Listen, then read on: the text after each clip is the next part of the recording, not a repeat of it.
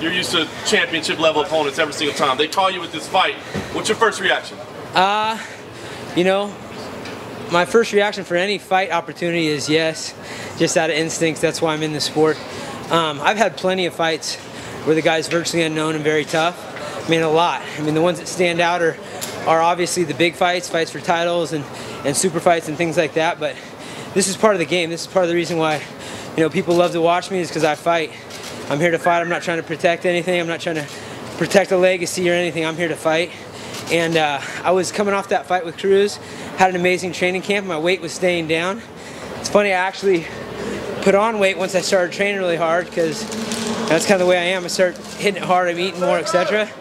But you know, I'm excited for this fight. This guy, Jimmie Rivera, I like his attitude. I like what he represents. He's a hard-working guy. He's a respected guy, respectful guy. He's put in his time, and it sounds like guys are dodging him because he's tough and not many people know him. And I think that's BS. And a bunch of, you know, wusses out there.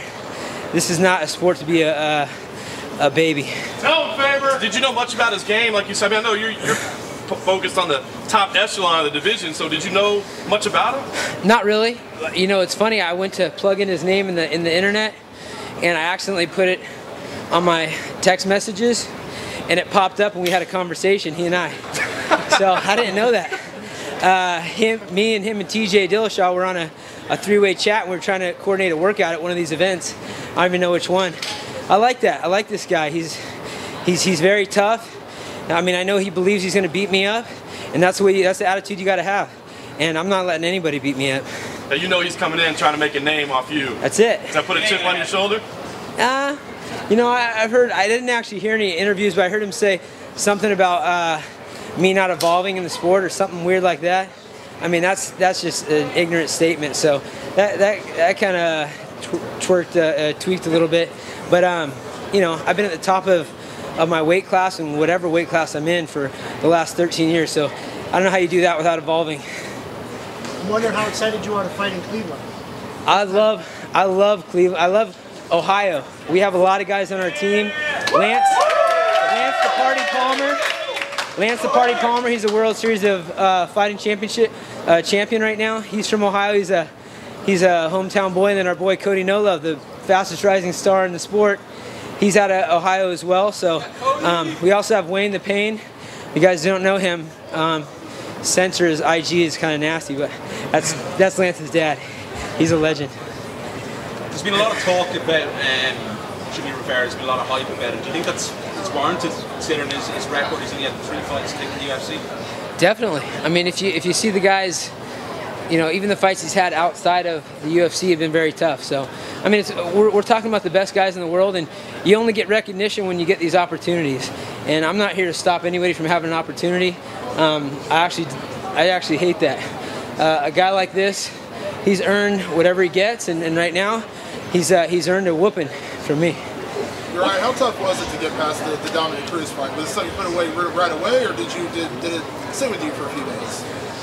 I put it away right away. This is the sport I'm in. I know it's every time you roll the dice when you go in there and fight. I feel like I have the ability to beat Cruz, and it didn't happen this fight. I mean, the first round he got really, you know, it became a scramble. Second round he caught me with a punch, and I feel like that kind of changed things for me.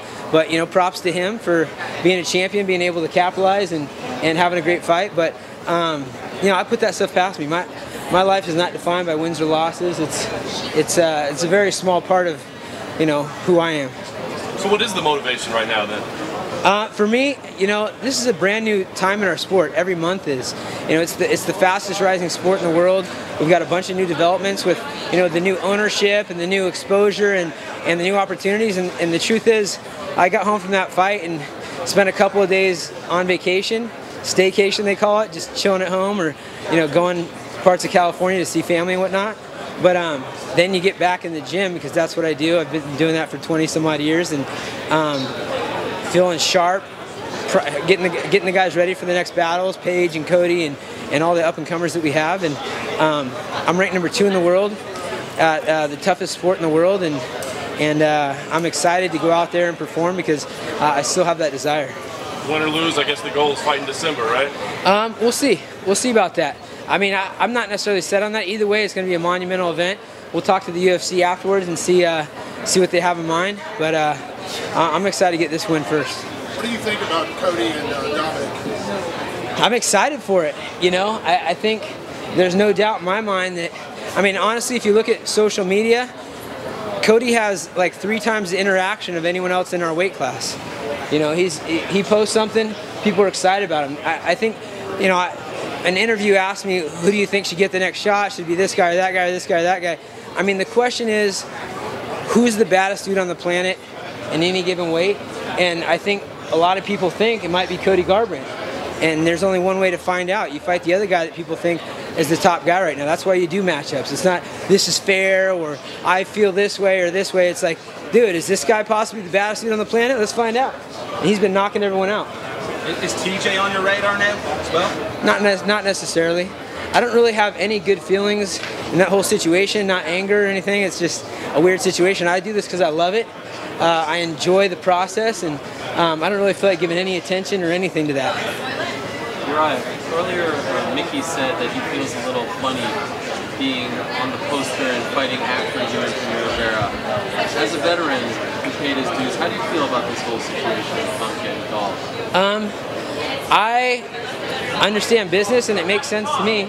I'm excited to be fighting on the same card as CM Punk because you're going to get a whole new audience that probably had never seen me. And so I like that. As far as Mickey saying that, that'll change, and there'll be a time when that happens for him. I remember fighting above Wanderlei Silva and Tito Ortiz and being like, oh my gosh, I can't believe it. You know, it's kind of surreal because those are guys that I've always watched and looked up to. But you know, this is a sport where there's changing of the guards, and I see that every day in my gym. I've got guys like Joseph Morales that's been with me since he's 9 years old. He's now 22 and 6-0. Angelo Trevino, who got too big to train with me, and now it's not even fair if I go with him. He's a 6-1 professional, and the list goes on. So this is a sport where I'm excited to be part of the next generations. You know, I fight a guy like Jimmie Rivera. If he fights until he's 37 or 38 or 40, you know, I will have touched probably 40 years of the fight game, from the earliest guys that I've fought to the latest guys he fights, and I like that. What do you think about being an underdog in this fight? I thought that it was swung in his favor just slightly as a favorite. Oh, I've never even looked at any of that stuff. I have no clue. I mean, I wasn't aware.